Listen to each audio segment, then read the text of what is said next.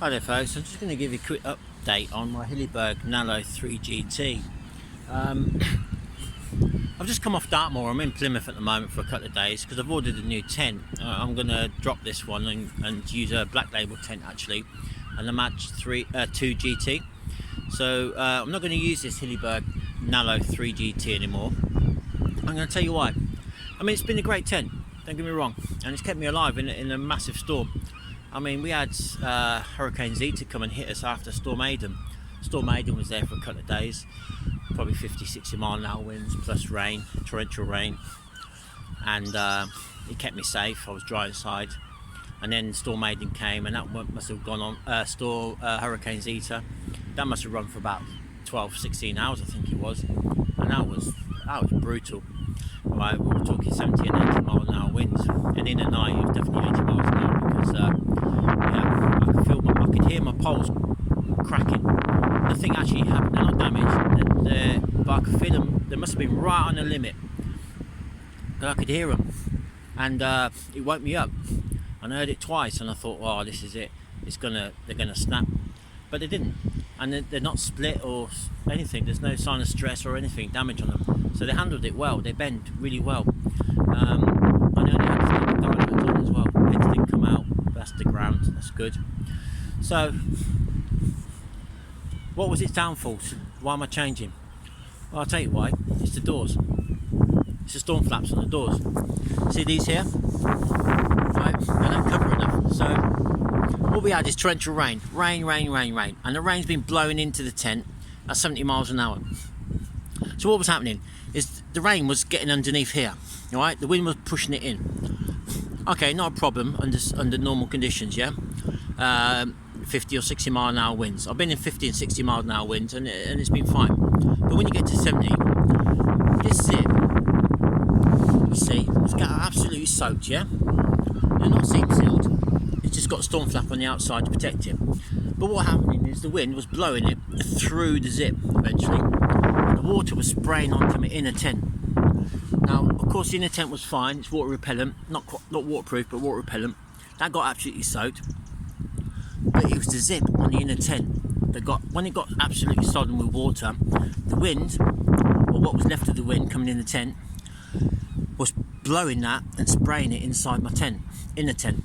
So my sleeping bag was getting wet. The head of my sleeping bag was wet, and I was starting to get worried. I was wondering what was going on, and eventually worked out, and I could just see it spraying off the zip.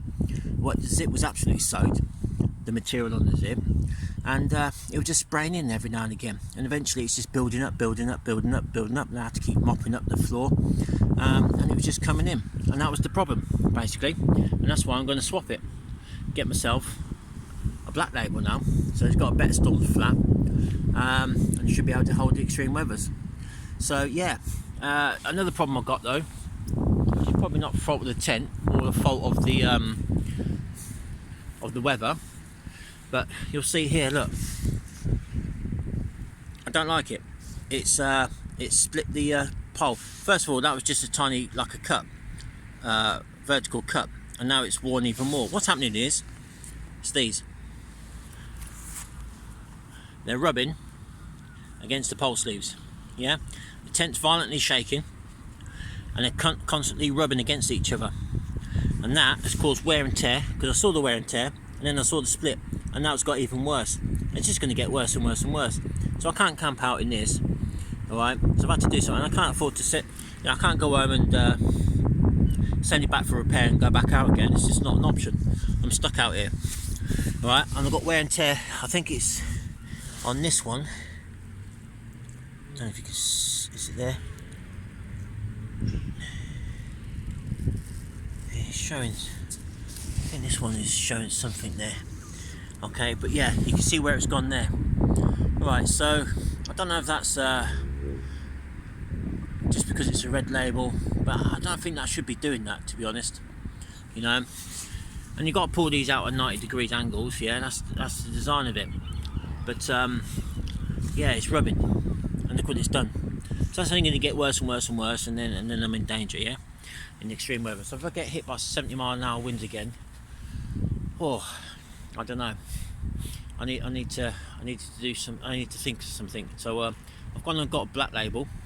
I'm going to trust them again and see how that does, because we're going to get more extreme weather again.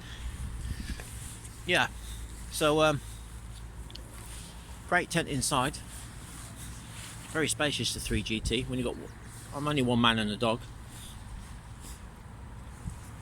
but it did fine. And yeah, let's see how the new tent goes. Alright, so take care guys. Don't be worried about if you've got a Nallo 3GT or 2GT, and yeah, there's a good tent. I mean, it was extreme weather.